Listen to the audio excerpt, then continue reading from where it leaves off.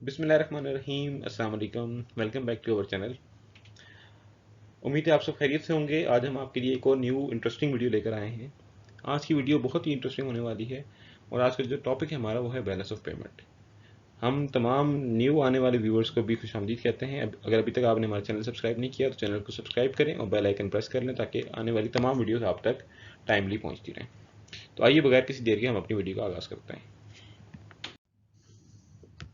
आज जिस दुनिया के अंदर हम रहते हैं उसमें तमाम कंट्रीज जो हैं वो ओपन इकोनॉमीज हैं।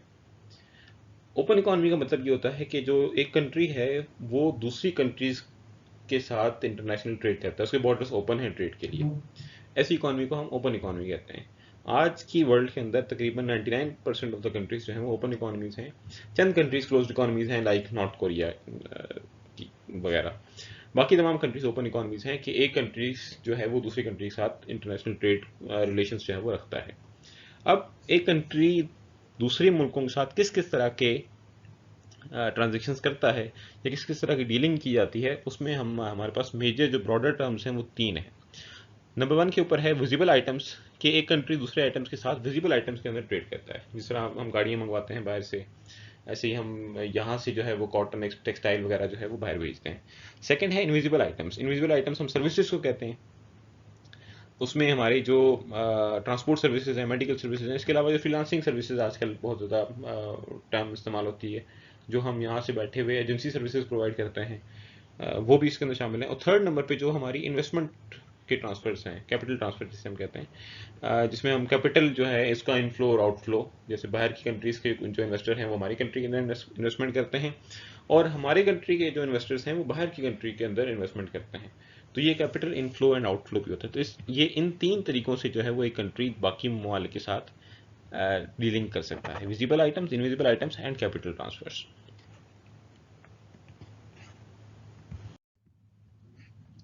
तो अब हम देखते हैं बैलेंस ऑफ पेमेंट की डेफिनेशन क्या है। अब जैसे हमने पहले देखा कि एक कंट्री की दूसरी तमाम कंट्रीज के साथ डिफरेंट काइंड ऑफ ट्रांजेक्शन्स हैं। तो बैलेंस ऑफ पेमेंट बेसिकली उन ट्रांजेक्शन्स का सिस्टमेटिक रिकॉर्ड को हम बैलेंस ऑफ पेमेंट कहते हैं, कि जो विजिबल ट्रेड है, जो इनविजिबल ट्रेड है और जो कैपिटल ट्रांसफर्स हैं, उसको हम एक सिस्टमेटिक रिकॉर्ड कर लेते हैं और उस रिकॉर्ड को हम क्या कहते हैं, बैलेंस ऑफ पेमेंट कहते हैं। कि हमारी कंट्री की transactions rest of the world के साथ जो है उसका हम क्या करते हैं, एक सिस्टमेटिक रिकॉर्ड कर लेते हैं। अब इसमें हम करते ये हैं कि इसमें एक तरफ रिसीट्स रिकॉर्ड कर लेते हैं कि हमारे कंट्रीज़ के अंदर जो है वो पेमेंट्स आ कितनी रही हैं थ्रू एक्सपोर्ट्स और थ्रू कैपिटल इनफ्लो। और ऑन द अदर हैंड हम ये देखते हैं कि हमारी कंट्री से जो फॉरेन एक्सचेंज है वो जा कितनी रही है in terms of imports and जो कैपिटल हमारा बाहर फॉरेनर्स के पास जा रहा है। अब ये इसकी डेफिनेशन के हम डिफरेंट फीचर्स देख लेते हैं।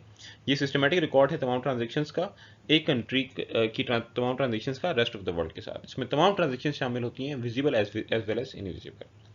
और ये जो स्टेटमेंट है ये ऐसा नहीं है कि हम डेली बेसिस के ऊपर करते हैं, बल्कि एक स्पेसिफिक टाइम के लिए हम जो है वो इसको देखते हैं। और इसमें एक double entry book keeping system है कि जिसमें एक डेबिट करते हैं और एक हम क्रेडिट करते हैं।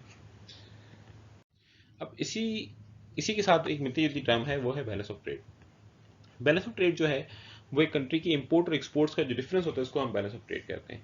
बैलेंस ऑफ ट्रेड जो है वो बैलेंस ऑफ पेमेंट का एक कंपोनेंट है। बैलेंस ऑफ पेमेंट एक ब्रॉडर टर्म है और बैलेंस ऑफ ट्रेड जो है वो उसका एक कंपोनेंट है। अगर एक्सपोर्ट्स हमारी ग्रेटर हों इंपोर्ट से तो हमारा बैलेंस ऑफ ट्रेड जो है वो फेवरेबल होता है, या जिसको हम surplus of balance of trade कहते हैं। और अगर हमारी जो इंपोर्ट्स हैं वो ग्रेटर हो जाएं एक्सपोर्ट से तो उसको हम अनफेवरेबल या डेफिसिट, जिसको हम खसारा कहते हैं। एक्सपोर्ट्स का मतलब क्या है कि जो जो गुड्स हम यहाँ से बाहर भेज रहे हैं उसको हम एक्सपोर्ट्स कहते हैं, और इंपोर्ट्स क्या होती हैं, जो गुड्स हम बाहर से अपनी कंट्री में मंगवाते हैं उसको हम इंपोर्ट्स कहते हैं। अब मेजर डिफरेंस जो है बैलेंस ऑफ ट्रेड और बैलेंस ऑफ पेमेंट में क्या है। बैलेंस ऑफ पेमेंट जैसे हमने पहले डिस्कस किया कि बैलेंस ऑफ पेमेंट में हम रिकॉर्ड करते हैं जो भी हमारी तमाम ट्रांजेक्शन्स हुई हैं रेस्ट ऑफ द वर्ल्ड के साथ। इसके अंदर हमारी visible as well as invisible items दोनों दोनों शामिल होती हैं, और इसी तरह कैपिटल इनफ्लोज एंड आउटफ्लोज भी शामिल होती हैं। जबकि बैलेंस ऑफ ट्रेड में सिर्फ और सिर्फ हम जो है वो जो हमारा विजिबल ट्रेड है और जो ट्रेड ट्रांजेक्शन्स हैं वो शामिल करते हैं, जबकि बैलेंस ऑफ पेमेंट में ट्रेड के साथ साथ हम कैपिटल इनफ्लोज एंड आउटफ्लोज को भी शामिल करते हैं। इस चार्ट में हमने जो है वो एक बैलेंस ऑफ पेमेंट और बैलेंस ऑफ ट्रेड का जो है वो कंपैरिजन शो किया है। बैलेंस ऑफ पेमेंट जो है ब्रॉडर टर्म है, balance of trade narrow term है। बैलेंस ऑफ पेमेंट में तमाम ट्रांजेक्शन शामिल होती हैं, विजिबल इनविजिबल कैपिटल ट्रांसफर्स। इसके अंदर सिर्फ विजिबल आइटम्स जो इंपोर्ट एक्सपोर्ट है वो शामिल होती हैं। और इसी तरह से मेजर और डिफरेंसेस भी जो है वो हमने इसके अंदर ऐड किए हैं। वो आप लोग खुद इसको थोड़ा सा फॉलो अप कर लीजिएगा। अब बैलेंस ऑफ पेमेंट क्यों इंपॉर्टेंट है? कोई भी कंट्री है तो उसको आखिर क्या ज़रूरत है कि वो तमाम ट्रांजेक्शन्स का बैठ के रिकॉर्ड करती रहे? तो बैलेंस ऑफ पेमेंट में की सबसे पहली जो इंपॉर्टेंस है, उससे हमें करेंसी की सप्लाई और डिमांड का पता लगता है। क्योंकि हमारी जो इंटरनेशनल ट्रांजेक्शन्स होती हैं नॉर्मली वो डॉलर्स की टर्म्स के अंदर होती हैं, तो डॉलर्स जो हैं वो हम खुद से प्रिंट नहीं कर सकते, बल्कि डॉलर हम अर्न कर सकते हैं। तो हमने कितने डॉलर अर्न करने हैं वो हमें पता लगेगा जो हमारे इनफ्लो आएगा करेंसी का, थ्रू एक्सपोर्ट्स और थ्रू कैपिटल इनफ्लो। और जो पेमेंट्स हमने करनी है वो भी हमने डॉलर्स में करनी है, तो वहाँ से हमें पता लग जाएगा कि हमें कितने डॉलर्स की ज़रूरत है, क्या डॉलर हमारे पास सरप्लस हैं, क्या हमें ऐसा तो नहीं है कि पेमेंट्स करने के लिए किसी और जगह से लोन लेना पड़ेगा। तो बैलेंस ऑफ पेमेंट जो है वो हमें एक क्लियर पिक्चर शो करेगा। और इसी तरह से जो आपका जैसे पहले मैंने डिस्कस किया कि आपने लोन लेना है कि नहीं लेना, तो उससे हमें कंट्री का इकोनॉमिक और फाइनेंशियल स्टेटस पता लग जाएगा। और इसी तरह बैलेंस ऑफ पेमेंट जो है वो हमें इंटरनेशनल करेंसी की जो वैल्यूएशन है उसके उसमें हेल्प करता है। और बैलेंस ऑफ पेमेंट अगर सपोज डेफिसिट में चला जाए तो उससे हम मॉनेटरी पॉलिसी किस तरह की लगाएंगे। और इसी तरह से हमारा जो इंटरनेशनल ट्रेड है और जो एक्सचेंज रेट है करेंसी का, उसमें क्या ट्रेंड्स आ रहे हैं, क्या हमारे इंपोर्ट्स बढ़ रही हैं, क्या एक्सपोर्ट्स बढ़ रही हैं, कंट्री में क्या ट्रेंड चल रहा है, किस चीज़ की एक्सपोर्ट्स बढ़ रही हैं। तो वो जब तक हम इसको रिकॉर्ड नहीं करेंगे तब तक हम प्रॉपर पॉलिसी नहीं बना सकते। तो बैलेंस ऑफ पेमेंट जो है बहुत इंपॉर्टेंट किसी भी कंट्री के लिए जो है वो एक कंपोनेंट है। अब एक जनरल रूल है बैलेंस ऑफ पेमेंट का, जो जिसमें अकाउंटिंग का रूल हम इसको कह सकते हैं कि अगर कोई भी ट्रांजैक्शन जिसके जरिए से फॉरेन करेंसी हमारी कंट्री के अंदर आ रही है, हम अर्निंग कर रहे हैं फॉरेन करेंसी की, तो उसको हम क्रेडिट करेंगे और इसको हम एक plus item balance of payment के अंदर मतलब एक एडिशन करेंगे कि हमारे पास पैसे आए। और कोई भी ट्रांजेक्शन जो स्पेंडिंग को शो कर रही है, जिस तरह इम्पोर्ट है, ये पैसा यहाँ से बाहर जा रहा है, तो उसको हम डेबिट कंसिडर करेंगे और ये as a negative item treat होगी। ये जस्ट फॉर इन्फॉर्मेशन आप लोगों ने इसको माइंड में रखना है। अब हम आ जाते हैं कि बैलेंस ऑफ पेमेंट की डेफिनेशन हमने पढ़ ली कि बैलेंस ऑफ पेमेंट जो है वो एक सिस्टमेटिक रिकॉर्ड है एक कंट्री की ट्रांजेक्शन्स का with the rest of the world. अब हम देखते हैं कि बैलेंस ऑफ पेमेंट के डिफरेंट अकाउंट्स कौन कौन से हैं या इसके कंपोनेंट्स कौन कौन से हैं। तो मेजर जो कंपोनेंट हैं बैलेंस ऑफ पेमेंट के वो दो ही हैं, current account and capital account. और उसके साथ हम रिजर्व अकाउंट और एरर्स एंड ओमिशंस को ऐड करते हैं। एरर्स एंड ओमिशंस का बेसिकली क्या पर्पज़ होता है कि अगर हमारे हमारे से कोई भूल चूक हो जाए, कोई चीज़ मिस हो जाए ह्यूमन एरर के तहत या सिस्टमेटिक एरर के तहत, तो उसको हम फिर एरर्स एंड ओमिशंस, क्योंकि डबल एंट्री सिस्टम है तो वहाँ से एरर्स एंड ओमिशंस के अंदर ये चीज़ आ जाती है। अब हम बारी बारी इन तमाम अकाउंट्स को जो है वो डिटेल में डिस्कस करेंगे। सबसे पहली बात हम करते हैं करंट अकाउंट बैलेंस की या करंट अकाउंट की। आप लोगों ने अक्सर सुना होगा कि जी पाकिस्तान का करंट अकाउंट सरप्लस में चला गया, पाकिस्तान का करंट अकाउंट डेफिसिट में चला गया, हमारा करंट अकाउंट डेफिसिट इतना है। तो करंट अकाउंट होता क्या है? तो बैलेंस ऑफ पेमेंट का करंट अकाउंट जो है वो बैलेंस ऑफ पेमेंट का एक कंपोनेंट है। तो बैलेंस ऑफ पेमेंट का एक कंपोनेंट है करंट अकाउंट। करंट अकाउंट हम किसे कहते हैं? करंट अकाउंट में हमारा सिर्फ और सिर्फ जो विजिबल और इनविजिबल ट्रेड है हमारी, उसको हम करंट अकाउंट बैलेंस के अंदर या करंट अकाउंट के अंदर ऐड करते हैं, ये शामिल करते हैं, रिकॉर्ड करते हैं। इसके अंदर हमारी क्या क्या चीज़ें शामिल होती हैं? जो हम एक्सपोर्ट और इंपोर्ट सर्विसेज की interest, profit, dividends, united receipts, payments जो बाहर से आ रही हैं, इनसाइड आ रही हैं, ये तमाम चीज़ें हम इसमें शामिल कर लेते हैं। इसका एक समराइज्ड पिक्चर हम देख लेते हैं कि करंट अकाउंट बैलेंस के अंदर क्या चीज़ें शामिल होती हैं। उसमें हमारा ट्रेड बैलेंस शामिल होता है। ट्रेड बैलेंस में हमारे दोनों जो विजिबल ट्रेड है जिसको मर्चेंडाइज ट्रेड कहते हैं वो शामिल होता है, और सर्विसेज ट्रेड वो शामिल होता है। अब इसका बैलेंस हम शामिल करते हैं। बैलेंस का मतलब क्या है कि पैसे एक्सपोर्ट्स कितनी हुई हैं माइनस इम्पोर्ट्स, तो वो वहाँ से हमारा बैलेंस आ जाएगा, ये पॉजिटिव होगा या नेगेटिव हो जाएगा पता लीजिएगा। ठीक है। फिर इनकम बैलेंस। इनकम बैलेंस में जो हमारी नेट इन्वेस्टमेंट्स हैं कि बाहर से जो अगर हमारे कंट्री के एसेट्स अगर बाहर हैं उससे हमें कितनी इनकम आ रही है, और इसी तरह से अगर हमारे वर्कर्स बाहर काम कर रहे हैं तो उनको कितनी कंपनसेशन मिल रही है, वो हमारे इनकम बैलेंस के अंदर शामिल हो जाएगी। और इसी तरह net unilateral transfers. Unilateral transfers का मतलब ये होता है कि बाहर से जो चीज़ें हमें आ रही हैं, गिफ्ट्स वगैरह जो आ रहे हैं, और इसी तरह हम भी बाहर गिफ्ट भेजते हैं, तो उनका एक डिफरेंस हम निकाल लेंगे। ये तीनों बैलेंसेस जो हैं वो हम क्या करते हैं, करंट अकाउंट के अंदर शामिल कर लेते हैं, और वहां से हमें पता लगता है कि करंट अकाउंट हमारा डेफिसिट के अंदर है कि सरप्लस के अंदर है। डेफिसिट में वो कब होगा कि जब हमारा बैलेंसेस, ये जो बैलेंस हैं ये नेगेटिव वगैरह आ जाए तो उसका मतलब है कि डेफिसिट में है करंट अकाउंट, और अगर ये पॉजिटिव में आ जाए तो उसका मतलब क्या होगा कि ये करंट अकाउंट जो है वो हमारा सरप्लस में है। इसके बाद हम देखते हैं कैपिटल अकाउंट। कैपिटल अकाउंट के अंदर जो है वो हमारी जो ट्रांजेक्शन शामिल होती हैं वो शामिल होती हैं कि हमारे कंट्री से कैपिटल का इनफ्लो और आउटफ्लो कितना हो रहा है। तो इसमें हम देखते हैं कि जिसमें इन्वेस्टमेंट्स हैं, शॉर्ट टर्म बोरिंग्स लैंडिंग है, medium term to long term borrowing lending है, कि एक कंट्री से बाहर कितना जा रहा है कैपिटल, और इनसाइड कितना आ रहा है, तो वहां से हम इसका बैलेंस चेक कर लेते हैं और उसको कैपिटल अकाउंट के अंदर हम रिकॉर्ड करते हैं। अब कैपिटल अकाउंट के अंदर जो है वो इसमें भी सेम इस तरह कैपिटल अकाउंट का भी सरप्लस भी हो सकता है, डेफिसिट भी हो सकता है। इसके अंदर क्या क्या चीज़ें शामिल हैं, इसके अंदर प्राइवेट फॉरेन लोन शामिल होता है, बैंकिंग कैपिटल कितना बैंक के अंदर क्या कुछ आ रहा है, ऑफिशियल कैपिटल ट्रांजेक्शन, रिजर्व्स कितने हैं हमारे पास, गोल्ड मूवमेंट्स वगैरह, ये तमाम चीज़ें इसमें शामिल होती हैं। उसके अलावा कैपिटल अकाउंट बैलेंस को हम मेजर दो हिस्सों में तकसीम कर सकते हैं। एक उसमें डायरेक्ट फॉरेन इन्वेस्टमेंट है और एक उसमें पोर्टफोलियो इन्वेस्टमेंट है। डायरेक्ट फॉरेन इन्वेस्टमेंट का मतलब ये होता है कि अगर कोई बाहर की कंपनी हमारे कंट्री के अंदर एक न्यू इंडस्ट्री स्टैब्लिश करे तो उसको हम डायरेक्ट फॉरेन इन्वेस्टमेंट कहते हैं। मिसाल के तौर पर जैसे अगर कोई ट्रांसपोर्टेशन की नई या कार्स की न्यू कंपनी अगर यहाँ पे स्टैब्लिश हो जिसका ऑलरेडी प्लांट मौजूद नहीं है, तो उसको हम डायरेक्ट फॉरेन इन्वेस्टमेंट कहेंगे। और पोर्टफोलियो इन्वेस्टमेंट ये होता है कि ऑलरेडी एग्जिस्टिंग जो हमारी कंट्री की इंडस्ट्रीज हैं उसके शेयर्स के अंदर कोई अगर इन्वेस्ट करे बाहर का फॉरेनर, तो उसको हम पोर्टफोलियो इन्वेस्टमेंट कहते हैं। तो ये इन दोनों सूरतों में, और इसका ऑपोजिट अगर आप कर लें कि यहाँ से पाकिस्तान का कोई शहरी बाहर कंपनी खोले तो वो उस कंट्री के लिए डायरेक्ट फॉरेन इन्वेस्टमेंट होगी, और यहाँ पे हम नेगेटिव उसको कंसिडर करेंगे। तीसरा जो अकाउंट है उसको हम रिजर्व अकाउंट कहते हैं। रिजर्व अकाउंट के अंदर जो हमारी आईएमएफ के साथ डीलिंग्स होती हैं वो तमाम चीज़ें इसके अंदर शामिल हो जाती हैं। इसके अंदर 3 अकाउंट्स हम शामिल करते हैं, IMF, SDR special drawing rights कहते हैं, और जो मॉनेटरी गोल्ड है इसको हम रिजर्व अकाउंट कहते हैं। इसमें हम आईएमएफ के साथ जो हमारे पैकेजेस चल रहे होते हैं, कितने लोन हमने अदा करना है, वो हम इसके अंदर शामिल करते हैं। और फोर्थ जो अकाउंट है हमारा वो है और errors and omissions. Error and omission जैसे मैंने पहले भी बताया आप लोगों को कि ये हम इसलिए ऐड करते हैं ताकि अगर हमारे से कोई मिस्टेक हो गई हो, कोई चीज़ हमसे भूल गई हो, या किसी का इफेक्ट बाद में आता है, जिस तरह से एक्सपोर्ट्स हम कर लेते हैं इस पीरियड के अंदर, तो उसकी पेमेंट बाद में आ रही होती हैं, तो वो उसको उसमें जो लैग्स हैं उसको कंसिडर करने के लिए हम क्या करते हैं, एरर्स एंड ओमिशंस को भी शामिल करते हैं। तो ये था हमारा बैलेंस ऑफ पेमेंट। इसका छोटा सा मैं समराइज्ड व्यू में आप लोगों के सामने दे देता हूँ कि बैलेंस ऑफ पेमेंट जो है वो क्या होता है कि एक कंट्री की transaction rest of the world के साथ जो है उसका सिस्टमेटिक रिकॉर्ड को हम बैलेंस ऑफ पेमेंट कहते हैं। इसके अंदर 4 किस्म के अकाउंट्स हम शामिल करते हैं। सबसे पहला है करंट अकाउंट। करंट अकाउंट के अंदर हम विजिबल एंड इनविजिबल ट्रेड को रिकॉर्ड करते हैं।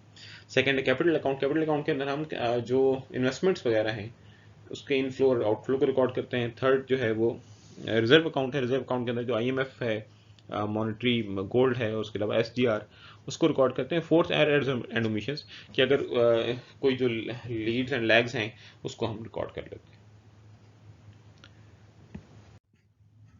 अब हम डिस्कस करते हैं कि बैलेंस ऑफ पेमेंट में डिसइक्विलिब्रियम से क्या मुराद है, जो अक्सर आप लोग सुनते भी हैं न्यूज़ में, डिफरेंट चैनल्स के ऊपर या डिफरेंट जगह पे सोशल मीडिया के ऊपर, कि जी हमारा बैलेंस ऑफ पेमेंट जो है वो डेफिसिट में चला गया, हमारा करंट अकाउंट जो है वो सरप्लस में चला गया। उससे मुराद क्या है? तो डिसइक्विलिब्रियम जो है वो उसका मतलब ये होता है कि जब आपका ये बैलेंस ऑफ पेमेंट्स और रिसीट्स आपस में बराबर ना हो, उसको डिसइक्विलिब्रियम कहते हैं। ठीक है, तो पेमेंट्स और रिसीट्स जब बराबर ना हो तो दो कंडीशंस वहां से निकलती हैं, या तो पेमेंट्स ग्रेटर देन रिसीट्स होंगी या पेमेंट्स लेस देन रिसीट्स होंगी। तो अगर पेमेंट्स हमारी ग्रेटर देन रिसीट्स हो जाए तो उस सिचुएशन को हम डेफिसिट कहते हैं।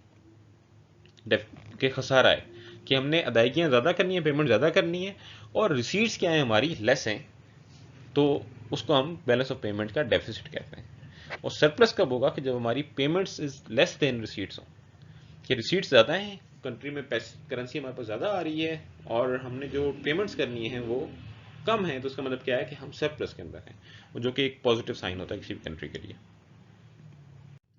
अब डिसइक्विलिब्रियम के कॉजेज क्या क्या हैं? तो सबसे पहले आप देखें तो आपने बैलेंस ऑफ पेमेंट का अगर आपको बेसिक कॉन्सेप्ट समझ आ गया तो डिसएग्रीमेंट कॉजेस को समझना बहुत आसान है। बैलेंस ऑफ पेमेंट होता क्या है कि हमारी कंट्री में पैसे एक तरह से आ कितने रहे हैं डिफरेंट चैनल्स के जरिए से, और हमारी कंट्री से पैसे जा कितने रहे हैं। अगर पैसे ज़्यादा जा रहे हों, नॉर्मली डिसएग्रीमेंट को हम डेफिसिट ही देखेंगे कि डेफिसिट के क्या क्या कॉजेज हैं। अगर हमारी कंट्री से ज़्यादा पैसे जा रहे हों बाहर और आ कम रहे हों तो उसका मतलब क्या है कि कंट्री में हमारे जो है वो डेफिसिट है। अब वो किस किस रीज़न की वजह से हो सकता है, वो आप देखें। सबसे पहले साइक्लिकल फ्लक्चुएशंस। साइक्लिकल फ्लक्चुएशंस का मतलब होता है कि अगर आपकी कंट्री रिसेशन में जा रही है, जब रिसेशन में होगी तो जाहिर बात है प्रोडक्शन वगैरह कम होगी। जब प्रोडक्शन कम होगी तो ऑटोमेटिकली आप बाहर से इन्वेस्टमेंट्स नहीं आएंगी, तो आपका कंट्री क्या होगा, ऑटोमेटिकली डेफिसिट के अंदर चला जाएगा। फिर आप देखें अगर एक्सपोर्ट्स कम कर जाएं, एक्सपोर्ट्स कम करने का मतलब क्या है कि हमारी जो रिसीट्स हैं वो कम हो जाएंगी। रिसीट्स कम होंगी तो ऑटोमेटिकली हम डिसिप्लिन में चले जाएंगे। थर्ड है इकोनॉमिक डेवलपमेंट। अब ये भी इंटरेस्टिंग एक इसका कॉज है कि अगर कोई भी कंट्री, जिस तरह हम डेवलपिंग कंट्रीज होते हैं, अक्सर वो इकोनॉमिक डेवलपमेंट कर रहे होते हैं, तो इकोनॉमिक डेवलपमेंट करने के लिए उनको हैवी मशीनरी बाहर से इंपोर्ट करनी पड़ती है, जिसकी वजह से उनका इंपोर्ट बिल जो है वो बहुत ज़्यादा बढ़ जाता है और फॉर द टाइम बीइंग वो डेफिसिट के अंदर चले जाते हैं। जो प्रॉब्लम एक पाकिस्तान के साथ भी है कि मोस्टली जब हम डेवलपमेंट ज़्यादा ग्रोथ करते हैं तो साथ में हमें करंट अकाउंट डेफिसिट का भी सामना करना पड़ता है, क्योंकि बाहर से हैवी मशीनरी हमें जो है बहुत ज़्यादा इंपोर्ट करनी पड़ती है, जिसकी वजह से हमारा इंपोर्ट बिल बढ़ जाता है, और इंपोर्ट बिल बढ़ने के नतीजे में करंट अकाउंट डेफिसिट में चला जाता है, और उसके नतीजे में हमारा बैलेंस ऑफ पेमेंट जो है वो डेफिसिट में चला जाता है। इसी तरह से अगर पॉपुलेशन में रैपिड इंक्रीज आए, जब पॉपुलेशन में रैपिड इंक्रीज आएगा तो उससे उसके नतीजे में क्या होगा कि यहाँ पे लोकल प्रोडक्शन से हम डिमांड को मीट नहीं कर पाएंगे, तो फिर हमें इंपोर्टेड गुड्स जो हैं वो बाहर से मंगवानी पड़ेंगी। तो जब इंपोर्टेड गुड्स मंगवाएंगे तो इंपोर्ट बिल बढ़ेगा, सेम वही उसी रीजन के तहत जो है वो बैलेंस ऑफ पेमेंट के अंदर डिसएग्रीमेंट में आएगा। उसके अलावा स्ट्रक्चरल चेंजेस का मतलब है जिस तरह पाकिस्तान एक एग्रीकल्चरल कंट्री है, तो हम अगर ये डिसाइड करेंगे कि हम एग्रीकल्चर से इंडस्ट्री की तरफ स्विच होना चाहते हैं, तो उसके नतीजे में भी क्या होगा कि हमें मशीनरी इंपोर्ट करनी पड़ेगी, और मशीनरी इंपोर्ट करने का वही चैनल है कि इंपोर्ट्स बिल बढ़ेगा और हम जो है वो डेफिसिट में चले जाएंगे। फिर नेचुरल कैलामिटीज़, जैसे आजकल आप देखें तो फ्लड्स वगैरह आए हुए हैं, तो उसके नतीजे में क्या होगा कि हमें बाहर से सामान मंगवाना पड़ेगा। एक तो हमारी अपनी लोकल प्रोडक्शन कम हो जाएगी, उससे एक्सपोर्ट्स कम होंगी, और लोकल डिमांड को मीट करने के लिए इंपोर्ट्स के ऊपर प्रेशर पड़ेगा, तो ऑटोमेटिकली जो है वो डेफिसिट क्रिएट होगा। इंटरनेशनल कैपिटल मूवमेंट्स, अगर बाहर से आपके कंट्री में इनफ्लो कम है, फॉरेन एफडीआई कम हो गया, फॉरेन डायरेक्ट इन्वेस्टमेंट कम है, तो ऑटोमेटिकली आप डेफिसिट में जा सकते हैं। इसके अलावा और भी डिफरेंट कॉजेज हैं, जिस तरह पॉलिटिकल इंस्टेबिलिटी है। अगर पॉलिटिकल इंस्टेबिलिटी होगी तो इंटरनेशनल कैपिटल मूवमेंट लेस हो जाएगी आपकी कंट्री के अंदर, और फॉरेन इन्वेस्टर्स का जो ट्रस्ट है वो लूज हो जाएगा, तो आपका कंट्री क्या क्या हो जाएगा, बैलेंस ऑफ पेमेंट डेफिसिट में चला जाएगा। तो ये तमाम कॉजेज थे बैलेंस ऑफ पेमेंट के डिसइक्विलिब्रियम के।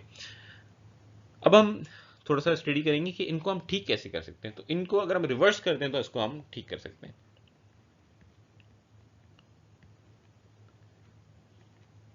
तो कुछ मेथड्स हम पढ़ेंगे अब कि डिसइक्विलिब्रियम को ठीक करने के। सबसे पहले हम देखेंगे उसमें मॉनेटरी मेजर्स, कि मॉनेटरी मेजर्स हम कौन से ले सकते हैं। तो उसमें सबसे पहले अगर हम देखें तो दो पॉलिसीज़ है हमारे पास, एक मॉनेटरी पॉलिसी, एक फिस्कल पॉलिसी है। मॉनेटरी पॉलिसी जो है वो मनी सप्लाई से कंसर्न्ड है, और उसमें हम क्रेडिट को कंट्रोल करने की कोशिश करते हैं। ये स्टेट बैंक जो है या सेंट्रल बैंक किसी भी कंट्री का जो है वो कंडक्ट करता है, और उसके ज़रिए से मनी सप्लाई को कम या ज़्यादा किया जाता है, ताकि इकॉनमी के अंदर जो है वो हम डिमांड को इन्फ्लुएंस करवा सकें। फिस्कल पॉलिसी गवर्नमेंट लगाती है, और फिस्कल पॉलिसी के ज़रिए से गवर्नमेंट जो है वो अपने डेवलपमेंट जो एक्सपेंडिचर है और टैक्स जो है उसको चेंज करती है। अगर आप एक डिटेल्ड वीडियो देखना चाहें मॉनेटरी पॉलिसी फिस्कल पॉलिसी की, तो आप ऊपर दिए गए लिंक के ऊपर इसके बारे में मजीद स्टडी कर सकते हैं। तो इन दोनों पॉलिसीज के जरिए से गवर्नमेंट क्या करती है, ऐसी पॉलिसीज लगाती है जिससे डिसइक्विलिब्रियम जो है वो ख़त्म हो सकता है। उसके अलावा एक्सचेंज रेट डेप्रिसिएशन और डिवैल्यूएशन। एक्सचेंज रेट डेप्रिसिएशन और डिवैल्यूएशन में हम क्या करते हैं, पहले हम एक्सचेंज रेट डेप्रिसिएशन की बात कर लेते हैं। एक्सचेंज रेट डेप्रिसिएशन का मतलब यह है कि गवर्नमेंट क्या करती है कि अपनी डोमेस्टिक करेंसी को लो कर देती है। डोमेस्टिक करेंसी को लो करने से क्या होता है कि हमारी एक्सपोर्ट्स जो हैं वो चीपर हो जाती हैं और इंपोर्ट्स एक्सपेंसिव हो जाती हैं। जब एक्सपोर्ट्स चीपर होंगी तो ज़ाहिर है बाहर से लोग जो हैं वो हमसे सस्ती चीज़ें ज़्यादा खरीदेंगे, एक्सपोर्ट्स प्रमोट होंगी। और इंपोर्ट्स जब एक्सपेंसिव होंगी तो यहाँ के लोग जो हैं वो डिस्करेज हो जाएंगे और बाहर से चीज़ें कम मंगवाना शुरू कर देंगे। तो ऑटोमेटिकली जो प्रेशर था बैलेंस ऑफ पेमेंट के ऊपर वो रिड्यूस हो जाएगा और उसके नतीजे में क्या होगा कि हमारा जो डिसइक्विलिब्रियम है वो ख़त्म हो जाएगा। डिवैल्यूएशन ऑफिशियल करेंसी का जो एक्सचेंज रेट है वो ऑफिशियल हम अगर इसको लो कर दें, जिस तरह काफ़ी अर्से तक आपने देखा जापान का जो एक्सचेंज रेट था वो काफ़ी लो था, तो उन्होंने ऑफिशियली इसको डिवैल्यूएशन की हुई थी। तो ये भी इसलिए किया जाता है ताकि हमारी एक्सपोर्ट्स बढ़ जाएं। किसी कंट्री की एक्सपोर्ट्स बढ़ाने के लिए हम करेंसी को डिवैल्यू कर देते हैं, क्योंकि एक्सपोर्ट्स चीप हो जाती हैं तो उससे बैलेंस ऑफ पेमेंट पे पॉजिटिव इम्पैक्ट पड़ता है।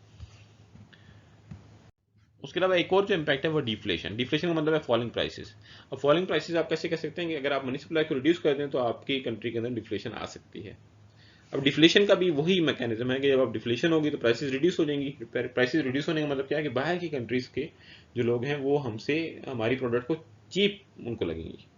जब चीप लगेंगी तो वो ज़्यादा हमसे एक्सपोर्ट्स करेंगे। उससे क्या होगा, बैलेंस ऑफ पेमेंट के अंदर पॉजिटिव इम्पैक्ट आएगा और पॉजिटिव इम्पैक्ट के नतीजे में क्या होगा कि हमारा जो डिसइक्विलिब्रियम है वो ख़त्म हो जाएगा। एक्सचेंज कंट्रोल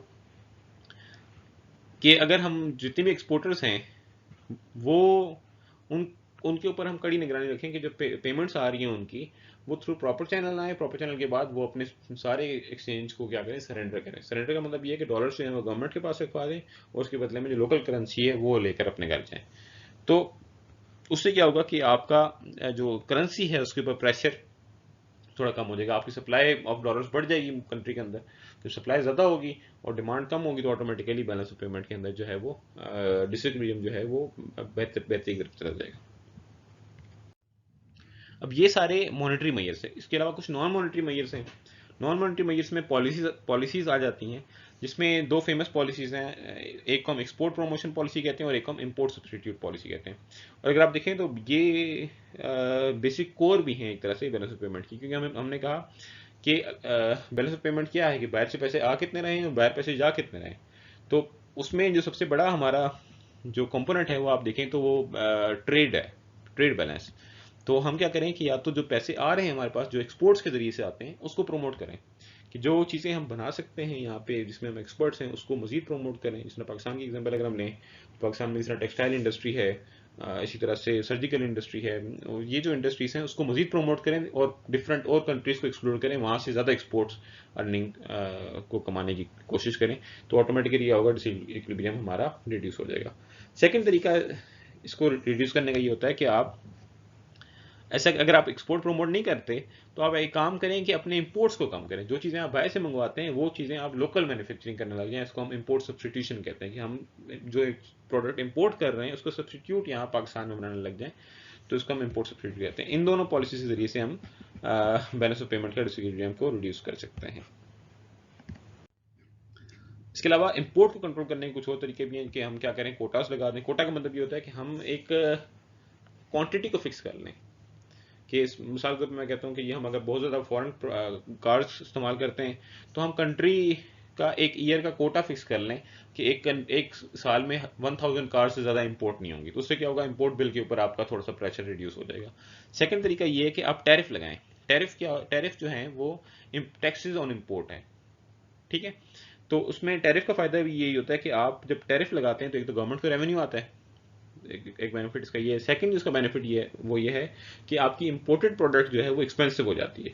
तो जब इंपोर्टेड प्रोडक्ट एक्सपेंसिव होगी तो लोकल जो लोग हैं आपके, हो सकता है कि वो उसको उतना ज़्यादा परचेस ना करें। जिस तरह हमने यहाँ पे गाड़ियों के ऊपर बहुत ज़्यादा टैरिफ लगाया हुआ है। क्यों लगाया हुआ है? ताकि लोग जो हैं वो हमारी लोकल जो इंडस्ट्री है उसकी प्रोडक्ट्स को इस्तेमाल करें और बाहर की प्रोडक्ट्स को डिस्करेज करें।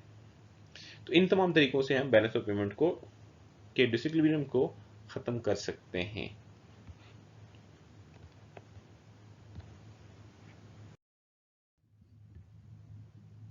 तो ये थी हमारी आज की वीडियो। उम्मीद है आप सबको वीडियो पसंद आई होगी और आप लोगों ने आज बैलेंस ऑफ पेमेंट के बारे में जितने भी क्वेश्चंस आपके माइंड में थे सारे आपके क्लियर हो गए होंगे। अपने फीडबैक से हमें लाजमी आगाह कीजिएगा। मज़ीद ऐसी इंफॉर्मेटिव वीडियोस के लिए हमारे चैनल को सब्सक्राइब करना ना भूलें। मिलते हैं अगली वीडियो में, तब तक के लिए अल्लाह हाफिज़।